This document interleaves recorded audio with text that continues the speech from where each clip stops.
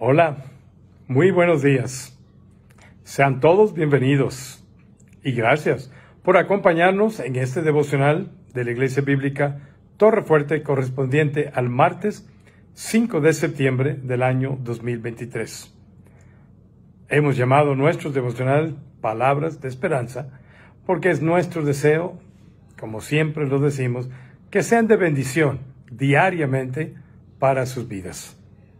Estamos predicando los domingos, empezamos este domingo pasado, una serie de mensajes basados en el libro de Gálatas con el título Un llamado a la libertad.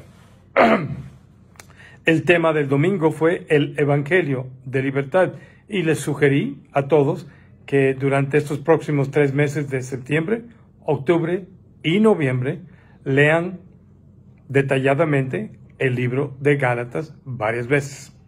Esta semana vamos a tratar ese tema del domingo pasado en nuestros devocionales con versículos relacionados. Hoy nos toca ver brevemente Romanos el capítulo 11, versículos 16 al 17, que dicen: porque no me avergüenzo del Evangelio, porque es poder de Dios para salvación a todo aquel que cree, al judío primeramente y también al griego. Porque en el Evangelio la justicia de Dios se revela por fe y para fe, como está escrito: mas el justo por la fe vivirá. Creo que avergonzarnos, apenarnos del Evangelio es una debilidad que todos enfrentamos si somos honestos. Creo que todos queremos ser del agrado de las personas a nuestro alrededor.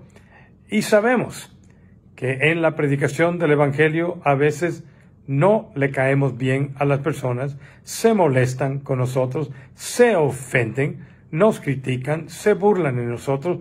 Por lo tanto, en algunas ocasiones de la vida, creo que cada creyente lucha con esta tentación de avergonzarse o apenarse. El mismo Timoteo, discípulo de Pablo, le escribe en la carta de instrucciones que no se avergonzara del Evangelio. Parece que era un poquito tímido. Y todos, pastores, miembros de iglesia, líderes cristianos, luchan con esto de vez en cuando, porque de veras el ser humano quiere ser de agrado.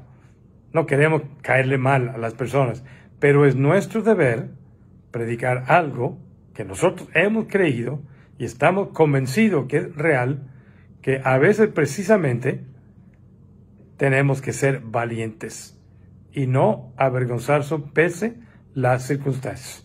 Porque no me avergüenzo del Evangelio, porque es poder, y podría yo decir el poder de Dios para salvación a todo aquel que cree, al judío primeramente y también al griego. Porque en el Evangelio la justicia de Dios se revela por fe y para fe, como está escrito: mas el justo por la fe vivirá. El versículo 16 nos da la base para entender lo que se había dicho en el versículo anterior, el versículo 15. Ahí Pablo dijo: pronto voy a anunciaros el Evangelio también a vosotros que estáis en Roma. El versículo 16 añade la razón: porque no me avergüenzo del Evangelio, ni en Roma, ni en presencia del César, ni en presencia de mis compatriotas los judíos, ni en presencia del Sanedrín, ni en presencia del famoso rabino Gamaliel, ni en presencia de nadie. No me avergüenzo y por eso quiero ir a Roma. Estar avergonzado del Evangelio habría implicado que Pablo dudara en proclamarlo y que sintiera temor de hacer afirmaciones, promesas que podrían quedar sin cumplirse. De haber existido tal desconfianza, Pablo habría terminado avergonzado, desacreditado por la falsedad de sus afirmaciones y por las promesas que no podía cumplir. Pero Pablo no duda en proclamar el Evangelio precisamente por esta razón, porque es poder, porque es el poder de Dios para salvación de todo aquel que cree. Cuando Pablo dice que el Evangelio es poder, emplea la palabra griega dynamis, de donde nosotros tomamos la palabra española dinamita. algo explosivo, algo que abre caminos, por ejemplo, a través de montañas, como que el poder de Dios, el Evangelio, abre caminos para que Dios pueda llegar a las personas y las personas puedan llegar a Dios. Como dijo Jesús, yo soy el camino, la verdad y la vida, nadie viene al Padre si no es por mí.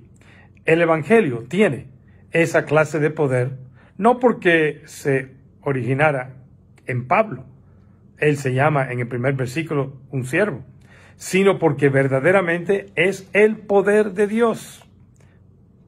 El Evangelio brinda la mayor de las bendiciones posibles, la salvación eterna, el perdón del pecado, la vida eterna y algo aún más sorprendente, esa salvación es para todo el mundo. El Evangelio es el poder de Dios para salvación. No argumentos elocuentes, aunque estos obviamente se podrían usar como una estrategia para remover los arbustos detrás de los cuales se esconden los pecadores, excusas para justificar su rechazo del Evangelio de salvación, y sirven diferentes estrategias para remover los pretextos, las excusas. Pero es el poder de Dios que penetra el Evangelio hasta lo más profundo del ser.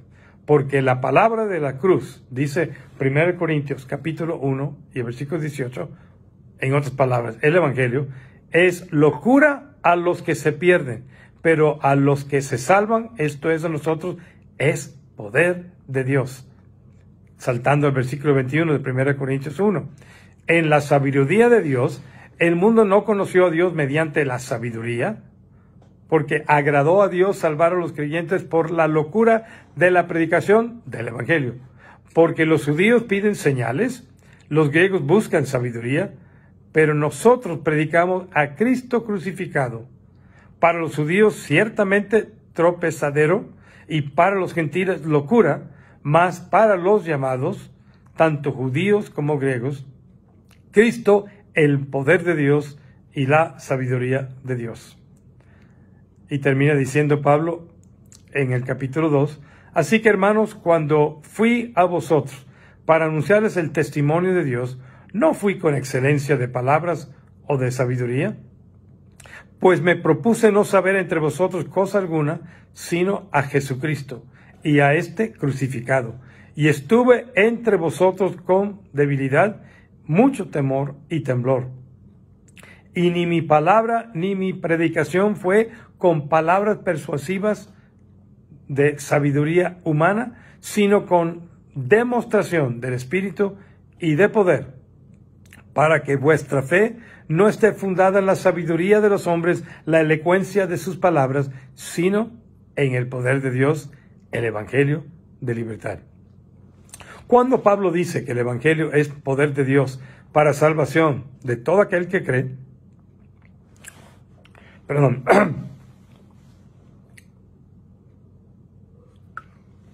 versículo 16, no está limitando este poder como si la salvación fuera solamente para unos y no para otros. Cuando habla de la salvación de todo aquel que cree, está hablando del cómo de la salvación y no del quién. Cómo se adquiere a través de la fe en Cristo Jesús. En el versículo 14, Pablo había dicho que como predicador del Evangelio se debía a griegos y a no griegos. En otras palabras, a todo el mundo le debía esa predicación. Y ahora en el versículo 16, el apóstol Pablo usa una terminología ligeramente diferente para hablar del alcance universal del Evangelio, que es el poder de Dios para salvación, para todo el mundo, del judío primeramente y también del griego, ambos pueblos, todos, nadie está excluido. Judíos y griegos incluye todo el mundo. Histórica y cronológicamente se podría establecer la prioridad de la nación judía en el plan de Dios para salvación. Es claro, Dios escogió a Abraham de entre todas las familias de la tierra e hizo de él una nación especial de la que iba a nacer el Mesías o el Salvador. El ministerio terrenal de Jesús estuvo mayormente limitado a sus compatriotas judíos, como se lo explicó a la mujer cananea. en el pozo de Jacob, Jesús le dijo a esta mujer samaritana, la salvación viene de los judíos. Por lo tanto, se podría decir que el plan de Dios para la salvación era primero para los judíos, y así fue, se ofreció primero a ellos, pero desafortunadamente a los suyos vino y los suyos no le recibieron. Al judío primeramente, pero no le recibieron, y después al gentil. Y así sucedió en los viajes misioneros. Empezaban en las sinagogas, predicando el evangelio. Invariablemente los judíos, no todos, pero muchos, rechazaban, perseguían a Bernabé y a Pablo en el primer viaje, y a los compañeros de Pablo en el segundo y tercer viaje misionero, y llevaban el evangelio entonces a diferentes lugares de la ciudad, ya no la sinagoga, para predicarle a los gentiles. La salvación nunca fue solo para la nación de los judíos. La inclusión de los gentiles estuvo siempre en el plan de Dios. Si tienen tiempo, pueden leer Isaías, el capítulo 60, o su complemento en Hechos 15, versículos 13 al 18. Sin embargo, la conversión masiva de los gentiles no sucedió hasta la llegada de la iglesia cristiana del Nuevo Testamento y el cumplimiento por parte de los apóstoles de la gran comisión que les dio Cristo, que predicaran el evangelio a todas las naciones. En el Antiguo Testamento, los pueblos iban a Jerusalén y al templo para conocer a Dios, para adorar a Dios. En el Nuevo Testamento salimos de Jerusalén hasta Judea, Samaria y lo último de la tierra. El evangelio era al judío primeramente y después también al griego. El mismo evangelio es válido para todos. ¿Y por qué puede ser para todos? Pues en el evangelio la justicia de Dios se revela por fe y para fe, como está escrito, mas el justo por la fe vivirá, el versículo 17. El evangelio les puede dar la salvación a todos que creen, porque es Dios quien da la justificación que todos necesitan, que mencioné el domingo. Los seres humanos pecadores no pueden producir nada útil, agradable a Dios. Es Dios en Cristo el que lo ha hecho todo. Mediante su vida perfecta, como sustituto del pecador, Cristo obtuvo la justicia perfecta que todos le debemos a un Dios justo y santo. Y por su muerte inocente en la cruz, no solamente pagó por todas las faltas cometidas por nosotros y por todo un mundo de pecadores, ahora en el Evangelio Dios invita a los pecadores a que acepten la justicia perfecta de Cristo como la de ellos. Así como dijo Jesús en el Sermón del Monte, necesitamos una justicia superior a la de los fariseos. Y cuando los pecadores aceptan por medio de la fe los méritos del Salvador, Dios los mira como si fueran justos y santos. Dios declara al pecador inocente de todas sus faltas. Es como un juez que perdona a un delincuente convicto. A este intercambio maravilloso por medio del que Cristo toma sobre sí nuestros pecados y nos da su justicia, se le llama la justificación. Romanos 5:1. Justificado pues por la fe, tenemos paz para con Dios. Tal como Pablo nos lo dice, esta manera de recibir la justificación proveniente de Dios es por fe y para fe. O como lo dice la Nueva Versión Internacional, por fe de principio al fin, sin ningún mérito de parte del pecador, sino únicamente por la gracia del Señor. Muchos siglos antes, el profeta Habacuc había indicado esto mismo cuando dijo lo que se cita aquí en el versículo 17, el justo por su fe vivirá. Demos gracias a Dios por este regalo, este don inefable que se nos ha dado por gracia, por medio de la fe en Cristo Jesús el día de hoy. Debemos de apreciar y agradecer lo que se nos ha dado. Padre, te damos gracias.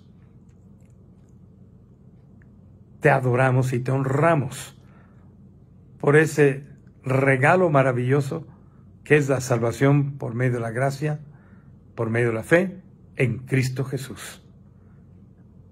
Te damos gracias porque en Él somos aceptos. Permite, Señor, que nos concentremos en predicar el Evangelio, que es el poder de Dios para salvación de todo aquel que cree, y no depender tanto de nuestra sabiduría, elocuencia, argumentos persuasivos, aunque si es necesario, Señor, pedimos sabiduría para poder utilizar herramientas y estrategias para remover los pretextos, los arbustos detrás de los cuales se esconden aquellos que no quieren escuchar y no quieren recibir. Y te pedimos todo esto en el nombre de Jesús. Amén. Nuestra próxima transmisión virtual será mañana, miércoles 6 de septiembre a las 19 horas con 30 minutos, 7:30 de la tarde. Recuerden que ya hemos iniciado una nueva serie de mensajes con el título El diseño divino de hombre y mujer. Como siempre, habrá ministerio para niños de 5 a 11 años de edad. Para la iglesia, le hemos informado en redes sociales que el domingo, la dama, hermana en la fe, por la cual oramos en el segundo y tercer servicio, Marta Velasco, falleció el domingo por la tarde. Inició el domingo en presencia de Dios en la iglesia, porque Dios habita en la alabanza de su pueblo, y disfrutó de la comunión hasta un desayuno, pero le empezaron a dar preinfartos, fue llevado al hospital y desafortunadamente no pudieron ahí resolver el problema y falleció unas horas después, así comenzando el día en la presencia de Dios en el templo y terminando el día en la presencia de Dios en el cielo. Mañana vamos a tener un servicio memorial a las 2 de la tarde, antes de la cremación, que será a las 4 de la tarde, pero tendremos un servicio memorial a las 2 de la tarde en la funeraria latinoamericana que está ahí al lado de Plaza Dorada. Gracias por acompañarnos en este breve devocional de esta mañana. Nos vemos mañana en nuestro próximo devocional a las 9 de la mañana. Les esperamos. Cuídense mucho en estos días. Que Dios los bendiga ricamente y que tengan un muy excelente día. Nos vemos.